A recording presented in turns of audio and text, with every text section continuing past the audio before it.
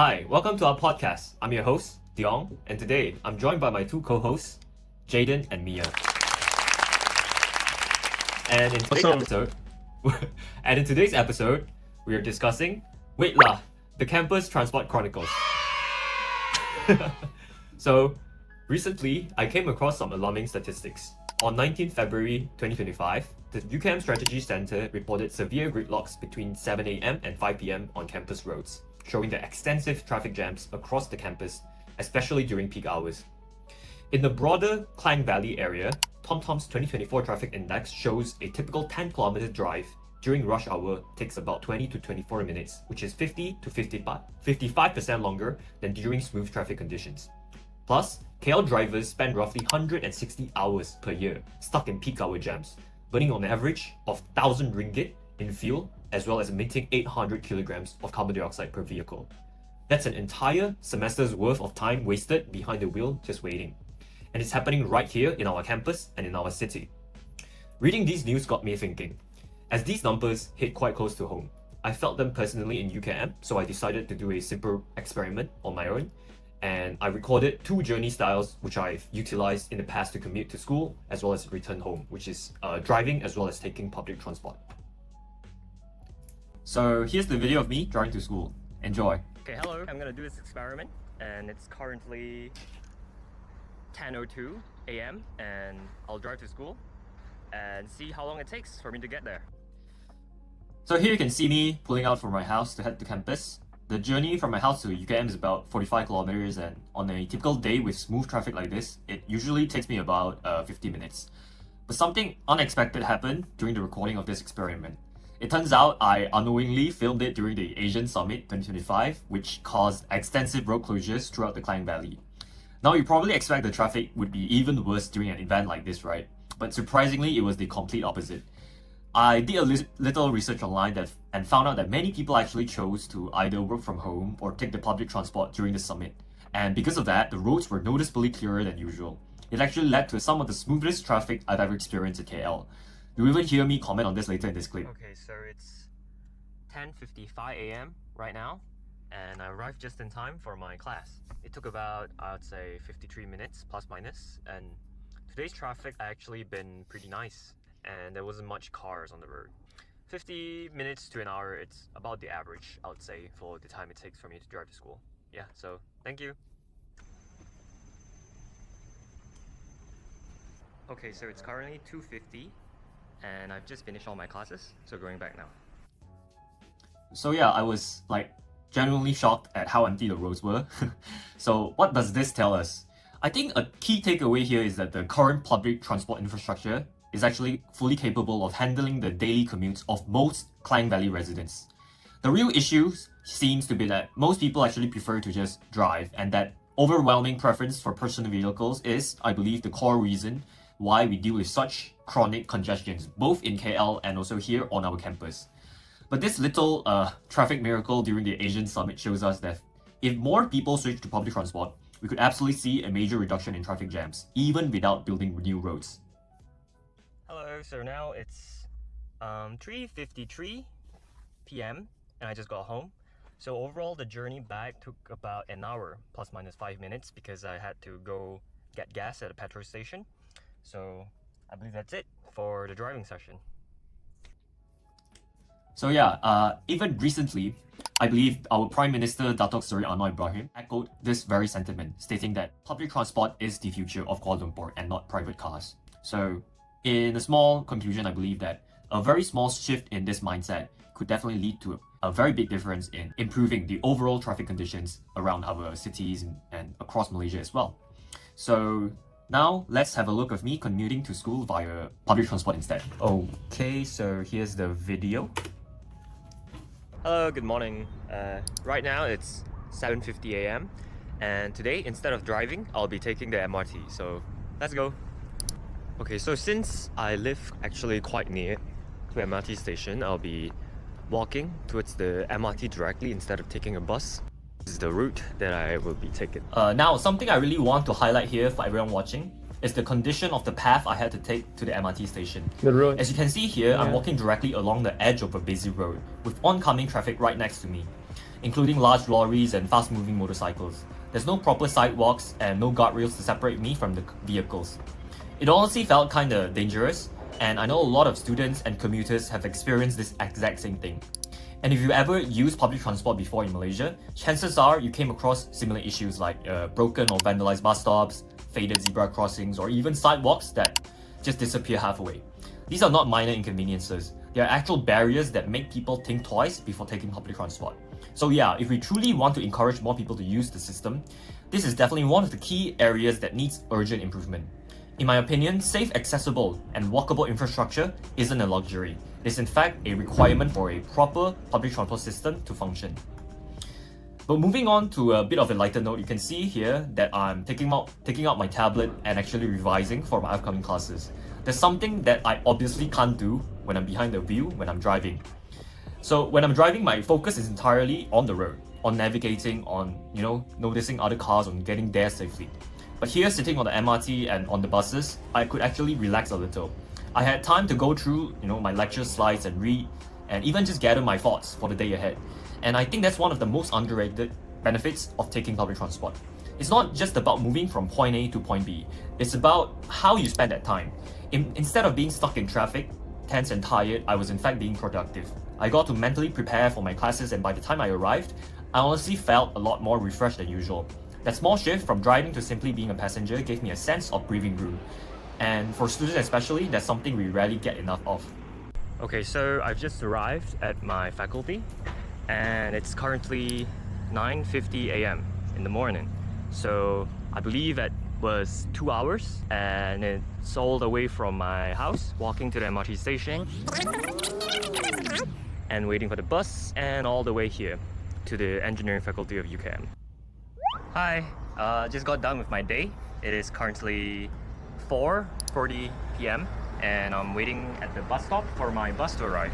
And it says here in the app that it should be here in about 10 minutes. So yeah, let's see. Oh, and one more thing I want to bring up before I forget. While doing this experiment, I also tracked the total number of steps I took on both days, just to see how different the physical activity levels were. And the results honestly surprised me. On the driving day, I clocked in around 5,000 steps, I believe. Not bad, but pretty average. That's just, from walking from the car park to class and around campus. But on the public transport day, I think I hit over 12,000 steps. That's more than double. That's a huge difference, honestly. And the thing is, I didn't really felt that I walked that much more. It all just came naturally from walking to the stations, switching lines, and getting to campus. And this isn't just a fun stat either. Studies have shown that walking regularly is one of the most effective ways to increase lifespan, and one of the keys to longevity as well. A 2024 meta-analysis of 15 international cohorts found that walking 8,000 to 10,000 steps per day for adults under 60 and 6,000 to 8,000 steps for adults 60 or older was associated with 40% to 60% lower risk of death compared to those walking minimal steps. Even more striking, the same analysis reported that each additional 1,000 steps per day reduced mortality risk by 12% on average. Even just 30 minutes of walking a day can reduce the risk of diabetes and even depression. So by simply taking public transport, you're not just helping to reduce traffic. You're also doing your own body and brain a huge favor. It's a small change, but it definitely adds up in the long run. Okay, so I just got home. It's currently 6:58 p.m.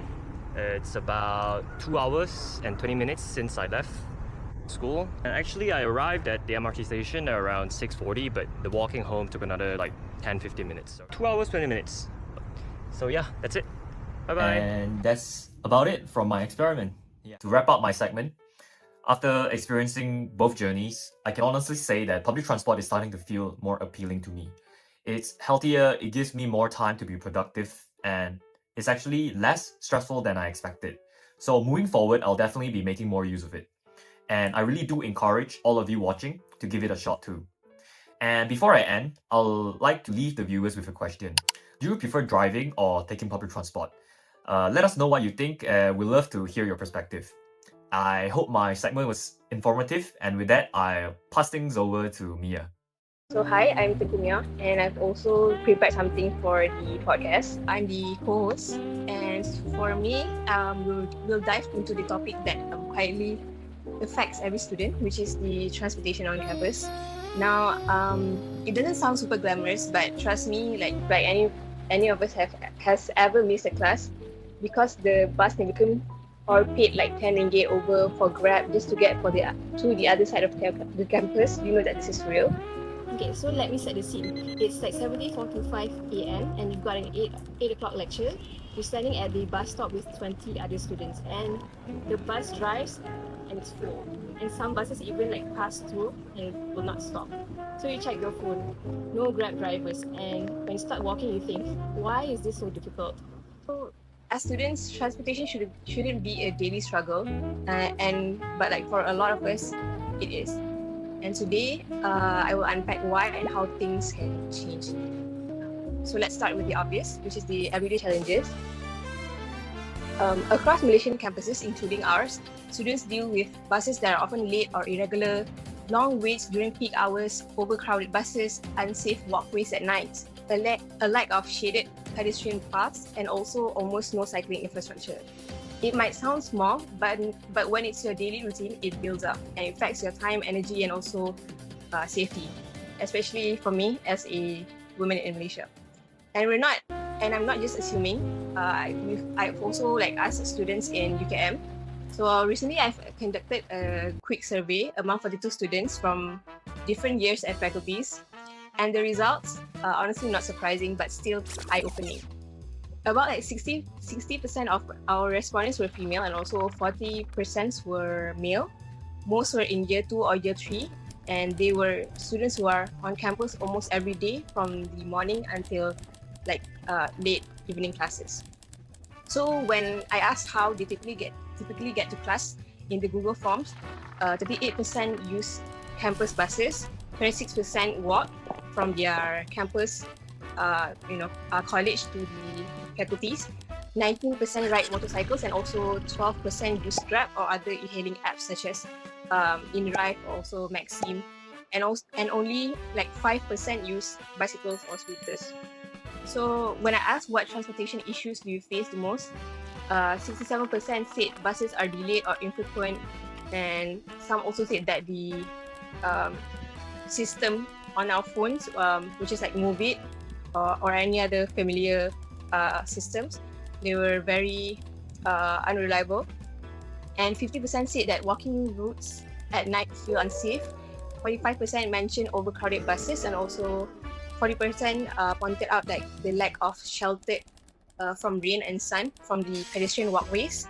And 33% said e-hailing rides are too expensive. So something that stood out to me the most is that over 80% of the respondents believe that transport choices impact the environment. Even better when the 76% said they would switch to greener transport, such as electric vehicles, if it were more convenient, cheaper, and also safe. So when we ask like what improvements they want the most, they want more frequent buses, real-time tracking app, and also want shaded walkways and better night lighting. They also wanted like supported bicycle walkways and also scooter sharing system, which is actually done in UKM BEAM, but they stopped for some reason. And some of them also suggested like eco incentives such as like carbon points in apps, or reward systems such as in Touch and Go, we will get like cashback or something. But these aren't just complaints; these are actually real, thoughtful, practical solutions from real students who use the system every single day. So, what do you guys think? Do you guys have any like thoughts about this? I think actually you'll be surprised how many routes in UCAM walking to class is viable. It's just that depending on the weather and the timing, really, sometimes it's just the heat that really disencourages me from walking. Yeah. And It's I not- agree, like when you mentioned like that, there's not much like shelter from rain for like the pedestrians walkways. I was thinking it was more that the sun stops us from walking. Actually, you'd be surprised when it's really breezy and very chill, because UCAM is like a very forestry, very greeny place. There's a lot of plants and whatnot. Actually, it's very enjoyable. It's very enjoyable for a walk. People also run a lot during those kind of weathers. But it's just the heat, man. Seriously, like early morning classes, the heat just kills you. Actually, in my first year, my experience, I actually walked to the camp, to FCAP. Okay, yeah. You Yeah, use from- the staircase. KBZ, right? There's a staircase like goes down to the. I was in KBH. So how, You walk from KBH. because I was like, I don't know, I was like scared. It was maybe like my 4th or 5th class, I think. So I was like, oh my god, I cannot be late to class. So when the bus see. didn't arrive like on time, I started like walking with like my It's not- squad. That's not the close distance, but Yeah. wow. There's a Telegram group called Student Grab. It doesn't use the regular Grab app from the green app that we use. It's not that. It's like totally independent. And then how it works is like you see a driver. I don't know. It works like you message like from where are you right now and where you want to go. And from that Telegram group, there's a bunch of like student drivers. They see your message and they will PM you. They will like, maybe how far and how much is the price, what time I'm gonna arrive. So you can either accept or reject. And I don't know, like what's the guideline about the pricing and whatnot? Because I think it's like decided by the driver itself. Yeah. It's decided by the the driver, and mostly they will offer cheaper than the official Grab app. Yeah. That's yeah. It's convenient because like from MRT Kajang, if I want to say, but like from one place, most students they commute to KL by MRT Kajang, right? So a lot of us will be at the bus stations down there. So sometimes like for me, I will like ask, oh, are you from UKM? Blah, blah, blah, and say, oh yeah, I am. So like we actually carpool when we grab Telegram channel. So like we get much. Yeah. So that's my experience. How many times have you used the student Grab? Actually, I use it like a lot, like all the time actually. Now that we've seen what students are going through, let's talk about the bigger picture. Students give up on public transport and turn to private cars or motorcycles, emissions go up. According to the Transport Ministry, private vehicles contribute over 85% of transport-related carbon emissions in Malaysia. So that's huge. And then there's also safety. When walking paths aren't well lit or buses stop running after 11 p.m. for students, especially women, we feel vulnerable. And then as a result, some skip late evening classes or club meetings just because they can't get home safely. And this also becomes a fairness issue. Not everyone can afford a car to spend money on Grab. So if public transport isn't working as it should, those without options suffer the most. I want to ask like your opinions on like, what is it, like electric vehicles as public transport. Do you guys think it's applicable in Malaysia? My perspective, I think, as of right now, it still has a lot yet to be decided because there's a lack of charging stations across Malaysia. So the reliability aspect is definitely lacking still. But I do view it quite favorably in the future to move towards cleaner energy because the technology in solar energy, in like wind energy, in hydroelectric energy is all improving at a drastic rate. So in the future, if we have abundance of electrical energy generation, it could definitely help reduce carbon emissions and stuff like that. So it's definitely more environmental friendly in that aspect. We talked about the greener solution. I would like to share some. Actually, it's like some campuses in Malaysia are doing like this approaches. For example, UTM, University Technology Malaysia, they launched electric buses. So currently they are using electric buses there. So they're more eco-friendly, quieter as the young say, and also they run on a consistent schedule. And another university, which is Sunway University, they have a connecting line to the BRT Sunway line that makes public transport more accessible. So they've also invested in covered walkways that make walking around campus more pleasant.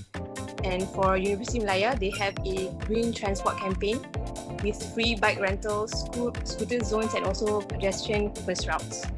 So these examples are proof that better transport is possible, and it doesn't actually always require massive budgets because we're in it's a small area because it's just a campus.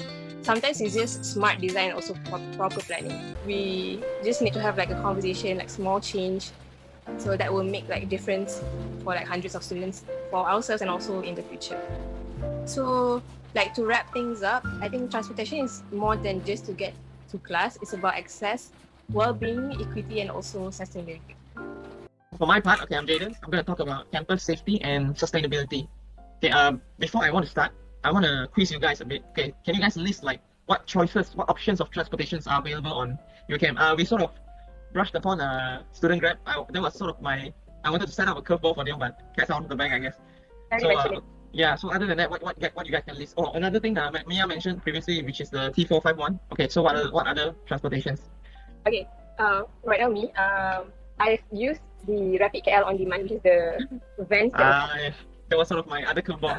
Okay, it's also the regular bus. So there's also a seasonal. I'm mentioning this in a joking way. There's also a seasonal kind of transport. Okay, I'm not sure if students from UCAM, you guys can remember. Previously, we had like the scooters, the purple color scooters. What was the name again? Bean. Was it Bean? Or is it like... Oh, the other one is another biking system. Yeah. And before that, previous from the Bean, it was a red bicycle.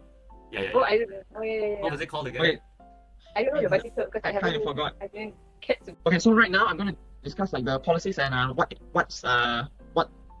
safety features UCAM implements. Okay, so for road safety at UCAM, strict traffic rules and enforcement. If you go to the UCAM website, okay, so basically, if you go to the UCAM website, there's basically a guideline for you, like what to do and what not to do for road. Okay, UCAM student guide mandates obeying signs, staying within speed limits. I will show footage later. Actually, there's quite a lot of speed limits signage along the roads if you guys have noticed. Okay, no driving on pavement or grass and proper parking. Okay, violations may lead to disciplinary actions or sticker. Keep this in mind. I'll show what is referring to. Okay, so pedestrian first infrastructure. Okay, it might contradict what Mia was mentioning just now about the sidewalks and whatnot. So I'll show. There's actually quite a lot of walkways around UCAM. Okay, you can go to their website. This is under their SDG sustainable campaign. So basically, yeah. So this is what the sidewalk looks like. But you can see it right on this picture. There's like shelter, right? But majority is on like the right side of the picture here. A lot of them don't have it actually. So as you can see, the sun is like blazing hot. The weather actually really disencourages. Like you look here, this whole sideway is walking to like PUAN, if I'm not mistaken, and this is like KO. So this PUAN is like a place where people eat, and there's also like you can buy stuff like Mia's mentioned, like Zeus coffee and whatnot. So it's actually quite a hot spot in UCAM. But to traverse there, you either take transport or you have to walk under the hot sun like this. So yeah, you can see a lot of pictures here. And as you can see, there's actually a lot of signage, like I mentioned just now. There's a lot of signage and there's sidewalks. So yeah, there's also like OKU signage and whatnot. So actually UCAM has like the bare minimum, I would say, for all these safety procedures. It campaigns with external partners. If you look to the website, okay, UCAM has hosted awareness drives with Honda, Goodyear, and the police, healthy fitting demos and safe driving seminars. I think for UCAM dorm students, you guys might have experienced this. So once a while in a semester, on some random night, the UCAM police and the college's administration, they will come together, they'll collaborate to do some demonstration about safety and evacuation. Mia, have you experienced it? Evacuation, like fire drills, you mean? Yeah, fire drill, basically, yeah. Yeah. So like they will ask you guys to come out to the open spot, and then they will teach you like where to walk, what to do during a fire and whatnot. Yeah, so in terms of transportation and safety, UCAM actually has all their protocols down actually. Okay, so now moving on to the next segment, I'm going to talk about the health impacts, vehicle emissions. Because like Dion mentioned and what Mia mentioned through their statistics and research, basically a lot of personal vehicles contributes to the greenhouse gases and whatnot. I think students in UCAM, right, it also depends on the bus. I'm not sure what's their policy on the maintenance of the public transport, but some of the smokes sometimes from the buses are not that pleasant, I have to say, even when I pass them by. Yeah. And especially when you're queuing up and you're trying to squeeze on the bus, and because there's like two entrances on the bus, there's the front door and the back door. And if you're like squeezing on the back door, sometimes it really just suffocates you. Like when I use it, that's my experience. Okay, so basically, what are the health implications of moderate pollution? Although campus levels of pollution are moderate, even modest levels of nitrogen dioxide can worsen respiratory health and reduce cognitive performance. I mean, come on, we rely on cognitive performance in universities, so it's kind of detrimental to our health. If you consider the weather, like I mentioned in UCAM, where the weather is really hot, and on top of that, you have to breathe around this kind of heavy pollution, and take into consideration, even though there's a lot of routes that buses take, and there's a lot of students who are also using their personal vehicles to classes. So even though you are not taking bus, you still, whenever you're on the sidewalk, there's practically like motorcycles, there's personal vehicles from staff and lecturers, and there's a bus passing by. So there's a lot of vehicle emissions intakes for students, I would say, on campus. Okay, why this matters? Okay, pollutants accumulate. Okay, chronic exposure affects health and campus life quality, even if danger isn't initially obvious. I think as students, our focus tends to be on studies and whatnot, and I think we shouldn't fret too much on how our route will affect our health towards, on the way to class. I think that shouldn't be a concern to students. I think we should enjoy our student life, and we should just focus on getting to class and performing well. So I would encourage our UCAM vehicle administrations and whatnot to regularly maintain our public transports. And even for personal vehicles, I hope any UCAM students who are listening, please regularly maintain your vehicle, because it also concerns other than health, it also concerns safety for other students. I want to mention, I don't know, have you guys heard recently? There's this student bus quite recently actually. It's the Oopsie students, right? They were traveling back from the holiday. For their Raya holiday back to campus. Direct bus crash. Okay. Prioritize student welfare. So basically, what happened was 13 students, I think.